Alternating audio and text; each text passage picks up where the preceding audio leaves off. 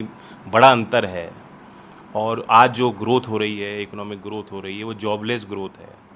ऐसे में पावर्टी, कुपोषण और सारी सुविधाएं नीचे तक पहुंचाने के लिए अगर कोई सत्ताधारी पार्टी हो या विपक्ष में पार्टी हो, चुनाव वक्त अगर बात कहती है तो उसमें गलत क्या है? क्या राशन रेवड़ी है? क्या बिजली पे किसानों को अगर आप कोई छूट देते हैं वो रेवड़ी है? या कॉरपोरेट घरानों को आप लोन माफ़ करना चाहते हैं, या उनका टैक्स की जो दरें हैं उनको कम करते हैं, या उनके कहने से कोई नीतिगत प्रस्ताव और कानून ले आते हैं, क्या वो रेवड़ी नहीं मानी जानी चाहिए? तो सरकार का दायित्व बनता था, जब सरकार इस सुनवाई में खुद कह रही है, कोर्ट को ये सुझाव दे रही है कि आप एक समिति बना दें। मैं मानता हूं कि सरकार का एफिडेविट बेहद कमज़ोर था और उन्होंने एक स्पेस दे दिया है कि कोर्ट अब सारे विषयों पर हस्तक्षेप करे। उन्होंने, गवर्नमेंट ने एफिडेविट में ये भी कहा है कि जो कमेटी बनाई जाए उसमें फिक्की और सीआईआई के प्रतिनिधि होने चाहिए। मैं सरकार से सवाल पूछना चाहता हूँ कि फिक्की और सीआईआई के प्रतिनिधि तय करेंगे कि क्या रेवड़ी है और क्या जनहितकारी कदम है। तो ये जो सरकार की एक मंशा है, इससे जाहिर होती है और इसलिए मेरा विरोध है। दो चीजें हैं, जन कल्याण योजनाएं आज से नहीं कई वर्षों से चल रही हैं, अब एक नया उसमें ऐड ऑन हो गया है फ्रीबीज, तो ये तय कौन करेगा? बिल्कुल किसी की कोई अथॉरिटी नहीं है और अल्टीमेट अथॉरिटी जनता होती है। मेरा ये मानना है कि आप चुनाव आयोग सब पॉलिटिकल पार्टीज़ को बुलाए, सुझाव ले, और चुनाव आयोग ये कह सकता है कि जब चुनाव घोषित होते हैं उसके एक हफ्ते 10 दिन के अंदर सारी पार्टियां जो मैनिफेस्टो घोषित करना चाहती हैं वे घोषित कर दें, ताकि मुद्दों की बात जो है वो जनता तक पहुंच जाए।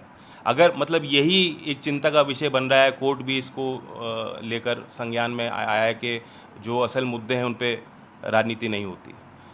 सेंटर ने अपने कोर्ट में ये भी कहा कि मैनिफेस्टो में कुछ बात अलग लिखी जाती है लेकिन कैंपेन स्पीचेज में दूसरी बात आ जाती है, जो रेवड़ी की टिप्पणी है।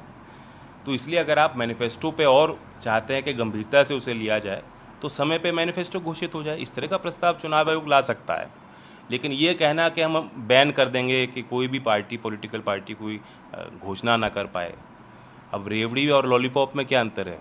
लॉलीपॉप तो आप दे रहे हो, हम लोग रेवड़ी खिला दें तो क्या बात होगी? रेवड़ी तो बड़ी अच्छी मिठाई है, हमारे मेरठ की प्रसिद्ध है, सब लोग खाते हैं।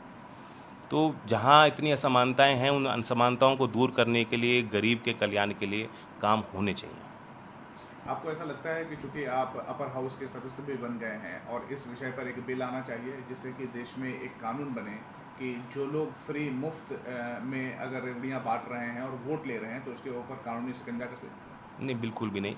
अल्टीमेट अथॉरिटी जनता होती है। जनता की अदालत में चुनाव के वक्त अगर कोई वादा करता है तो उसे पूरी तरह से तोल मोल करके ही जनता वोट करती है। अगर जनता को वो चीज़ स्वीकार है तो लोकतंत्र के हित में वो चीज़ है। यही बीजेपी है जो यूपी के चुनाव में इन्होंने किसानों के लिए कहा था कि किसान के घर में बिजली का बिल नहीं आएगा, बिजली पे हम छूट देंगे।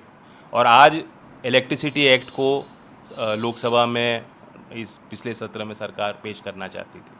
और अब इस रेवड़ी के पीछे भी मुझे लगता है यही मंशा है कि उस बिजली के नए कानून को सरकार पास करना चाहती है।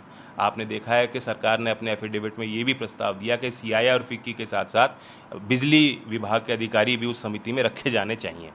निर्मला सीतारमन जी ने भी बयान दिया कि बिजली के संबंध में कि बिजली पे आप जब छूट देते हैं तो जो वितरण की जो हमारी कंपनियां हैं उनका घाटा बढ़ जाता है। इस तरह के बयान लगातार सरकार की तरफ से आते रहते हैं। तो मैं पूछना चाहता हूं कि जो आपने यूपी के मतदाताओं को, जब अमित शाह जी ने कहा था कि किसी किसान के घर में बिजली का बिल नहीं आएगा, तो क्या वो रेवड़ी थी या लॉलीपॉप था, क्या था? कोर्ट ने एक बात संज्ञान में लेते हुए ये कहा है कि जन कल्याण योजनाएं और उसके अलावा जो फ्री बीज हैं, फ्री बीज की वजह से देश पे जो आर्थिक बर्डन है वो बढ़ रहा है। बिल्कुल, कॉर्पोरेट टैक्स जो आपने छूट दे दिया, लाखों करोड़ का नुकसान हो रहा है, वो फ्रीबी तो है। क्या सरकार और कोर्ट उसे फ्रीबी मानेगा? ये मेरा सवाल है। माननीय न्यायाधीश जब सुनवाई करें तो इस पे भी टिप्पणी करें। सर, सवाल इससे ये भी जुड़ा हुआ हो रहा है कि लोग ये भी आंकलन निकाल रहे हैं कि अगर फ्री बीज या फिर जन कल्याण योजना तो नहीं, फ्री बीज जैसे चीज़ों को रोक लिया जाए तो शायद रोजगार की समस्याएं वो दूर हो सकती है भारत से। नहीं, ऐसा नहीं। जो बिल्कुल अंतिम छोर पे व्यक्ति खड़ा है, ये उसके मौलिक अधिकार हैं। राइट टू लाइफ जो हमारे संविधान में चीज़ें इंश्राइंड हैं, जो उसका अधिकार बनता है, अगर सरकार उसको सुविधा, आज़ादी के 75 साल हम मना रहे हैं और 75 साल बाद भी अगर वो सुविधाएं हम लोग उसको नहीं दे पाए, तो ये क्या हमारी नैतिक और संवैधानिक जिम्मेदारी नहीं है? तो किस दृष्टि से उसको हम फ्री भी कहेंगे, किस दृष्टि से हम उसको रेवड़ी कह रहे हैं? ये उसका हक है, और जनता के अधिकारों की बात करना लोकतांत्रिक हमारा हक है। अगर इसमें कोई भी हस्तक्षेप करे, चाहे सरकार से हस्तक्षेप करे, चाहे कोर्ट हस्तक्षेप करे, मुझे नहीं लगता कि जनता इसे स्वीकार करेगी। और रोजगार वो अलग सवाल है कि आप, सरकार ने भी, इसने, कोर्ट ने भी कहा कि हम इंफ्रास्ट्रक्चर पे स्पेंड होना चाहिए। एक राय हो सकती है किसी की कि आप इंफ्रास्ट्रक्चर पे स्पेंड करें, इस तरह से आप मुफ्त ना बांटें। तो अब वो इकोनॉमिक डायरेक्शन देश का क्या हो, वो अलग विषय है। और रोज़गार आपको देना है, इसका मतलब ये नहीं कि आप राशन बंद कर देंगे, या आप गरीब को जो राहत सरकार को देनी चाहिए वो बंद कर देंगे, या किसान को 6,000 रुपये जो प्रधानमंत्री सम्मान योजना में दे रहे हैं वो बंद कर देंगे। उससे रोज़गार नहीं पैदा होगा, उससे और गरीबी बढ़ जाएगी।